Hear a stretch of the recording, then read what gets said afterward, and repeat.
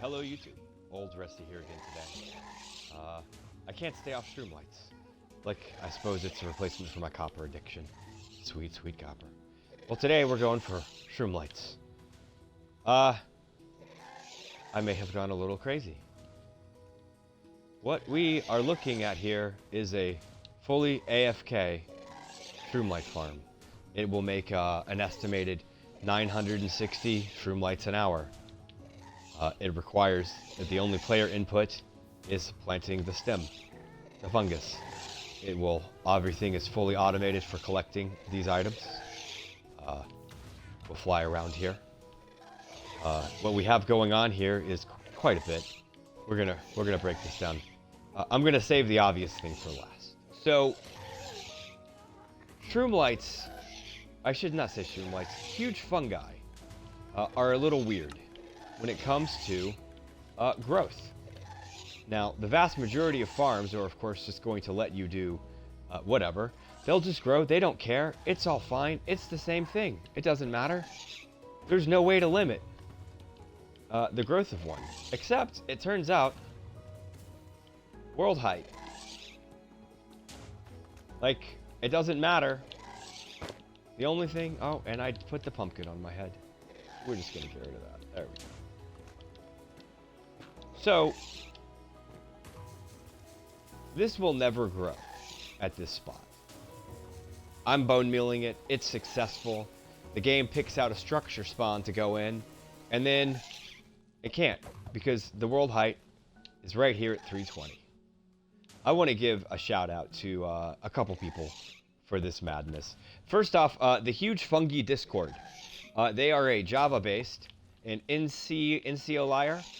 In particular, has done a lot of research on fungi growth on Java. And of course, you find help where you can get it. They were super helpful on their Discord. They were kind of amused at me working on this on Bedrock. See? Right here. 319. I can put stuff here. Can't do anything else. So when a huge fungi generates, it's kind of got a couple things going on here. One is, for whatever reason, it's suppressed. It will not go past 319. The game will sit there and just cycle endlessly through, trying to find a valid spawn. Right now, this little fungus is getting all sorts of valid, hey, go ahead and grow, and then it aborts it because of the world height limit. That's useful. So what I learned from the Huge Fungi Discord is basically...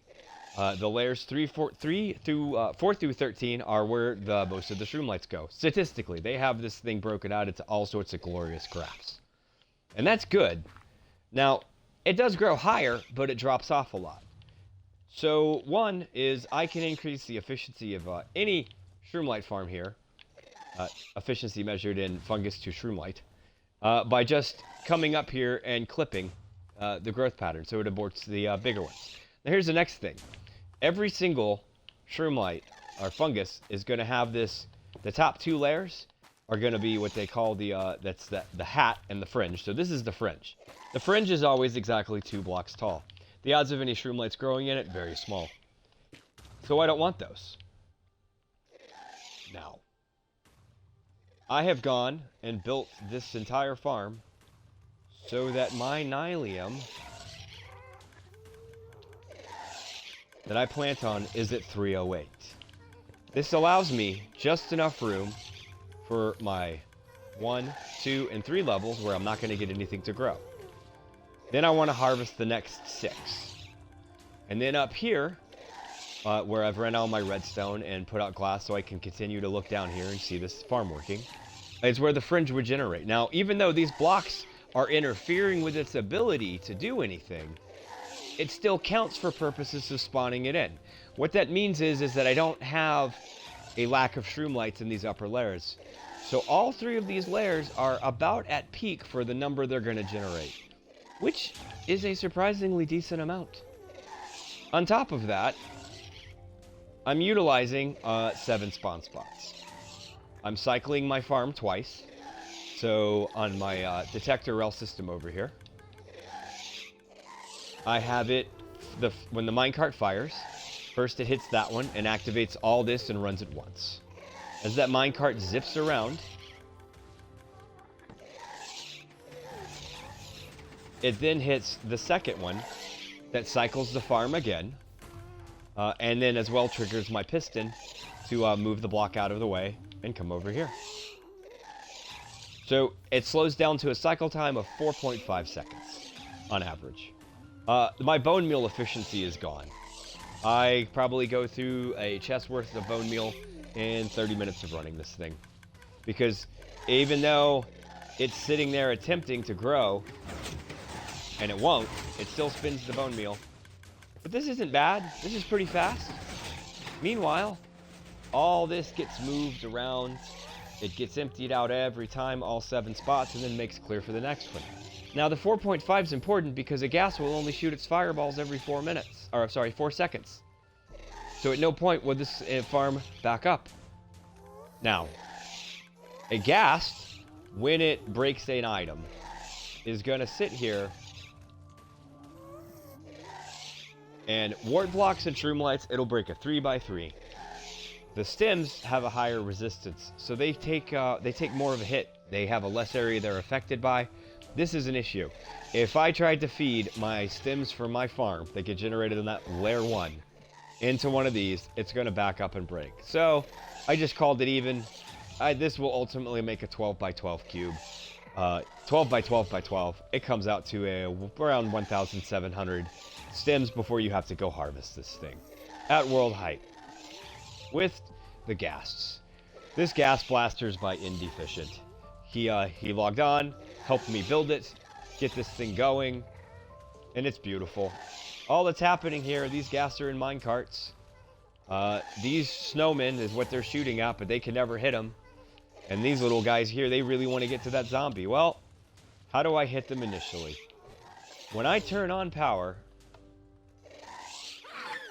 So right now I have a safety. These ghasts are off because they have a glass block put in their hitbox. They can't see anything. As soon as I open this up,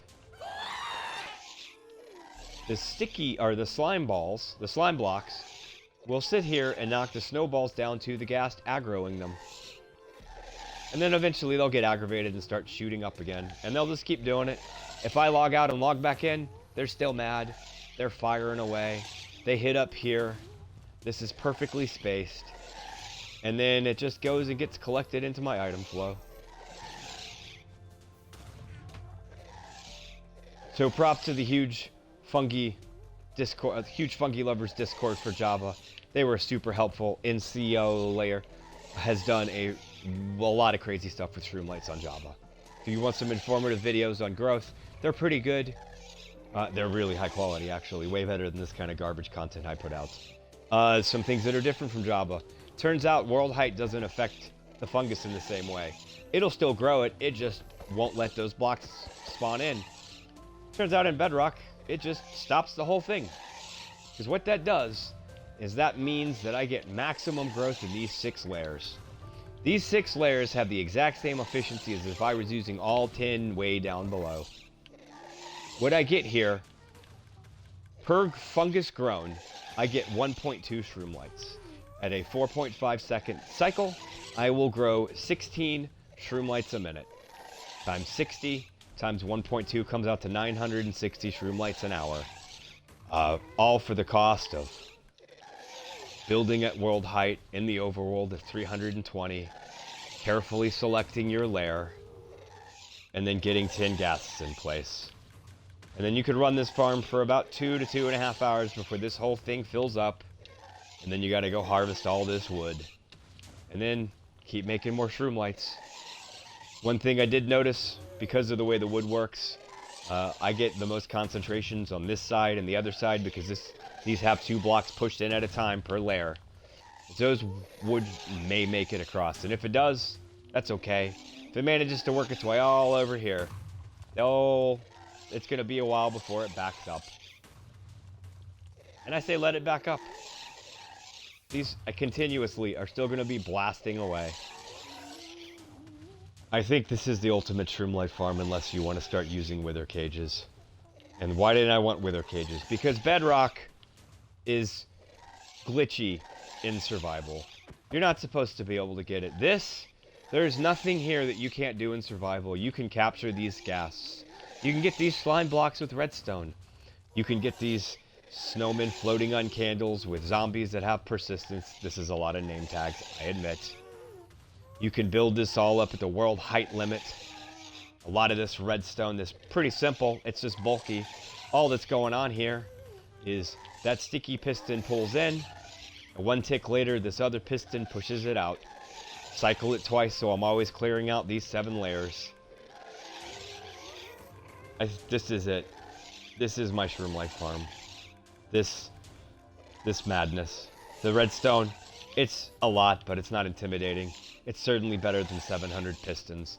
At that point, you might as well just go with ghasts. And it makes so much. And it's gonna go through a lot of bone meal. But here's the thing.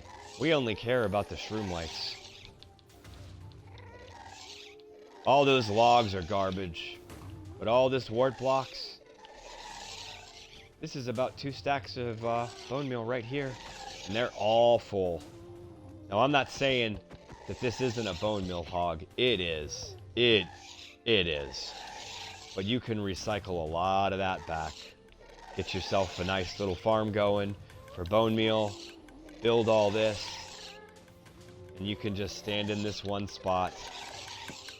Go ahead and hold down your, put a book on your mouse, put something on your space bar, rubber band the remote control on your key, or on your controller. If you're on Pocket Edition, I don't know how you're gonna do that, have fun. And you just walk away.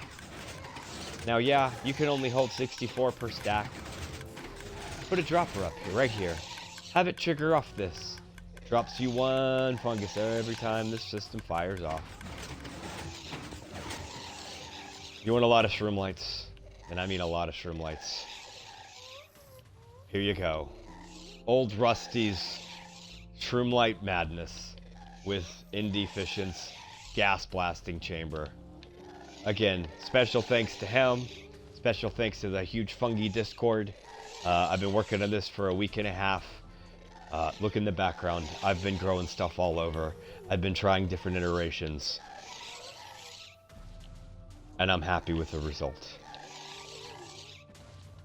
Shroomlights forever. Old Rusty out.